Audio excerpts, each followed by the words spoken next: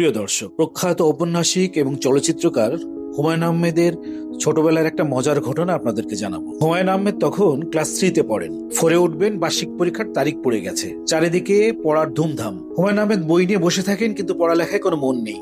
ক্লাসে হুমায়ুন আহমেদের একজন ক্লোজ বন্ধু ছিল, তার নাম শঙ্কর। সবাই তাকে মজা করে মাথা মোটা শঙ্কর বলে ডাকত। তো এই শঙ্কর এসে হুমায়ুন আহমেদকে বলল, সে যদি এবার ক্লাস 3 থেকে 4-এ উঠতে পারে তাহলে তার মা তাকে একটি ফুটবল কিনে দিবে। ছোট্ট হুমায়ুনের তখন একটি চামড়ার ফুটবলের খুব শখ ছিল। তখন তার চিন্তা হলো, তাহলে অবশ্যই শঙ্করকে পাশ করে উঠাতে হবে। ছোট্ট হুমায়ুন নিজেই দায়িত্ব নিল শঙ্করকে পড়ানোর। হুমায়ুন শিক্ষক, শঙ্কর ছাত্র। শঙ্করকে পড়াতে হলে অবশ্যই নিজেকে আগে পড়া বুঝতে হবে। হুমায়ুন আহমেদ তখন সমস্ত বইগুলো নিজে আগে ভালো করে পড়া শুরু করলেন। এভাবে নিজে পড়লেন, শঙ্করকে পড়ালেন। অনেক কষ্ট করে তার ছাত্রকে রেডি করে দুইজনে পরীক্ষায় বসলেন। যথারীতি পরীক্ষা শেষে রেজাল্ট বের হলো। দেখা গেল হুমায়ুন আহমেদের ছাত্র শঙ্কর ফেল করেছে, আর সবাইকে অবাক করে দিয়ে রেকর্ড পরিমাণ নাম্বার নিয়ে হুমায়ুন আহমেদ ক্লাসে প্রথম স্থান অধিকার করেছেন। সেবার পরীক্ষায় ফার্স্ট হয়েও ফুটবল না পাওয়ার দুঃখে কাঁদতে কাঁদতে বাসায় ফিরেছিলেন ছোট্ট হুমায়ুন। পরে অবশ্য শঙ্করকেও প্রমোশন দেওয়া হয় এবং শঙ্করের মায়ের কিনে দেওয়া ফুটবল দিয়ে প্রতিষ্ঠিত হয় গ্রিন বয়েজ ফুটবল ক্লাব। প্রিয় দর্শক, এরকম অনেক মজার ঘটনা জানতে আমাদের সাথে থাকুন। ধন্যবাদ।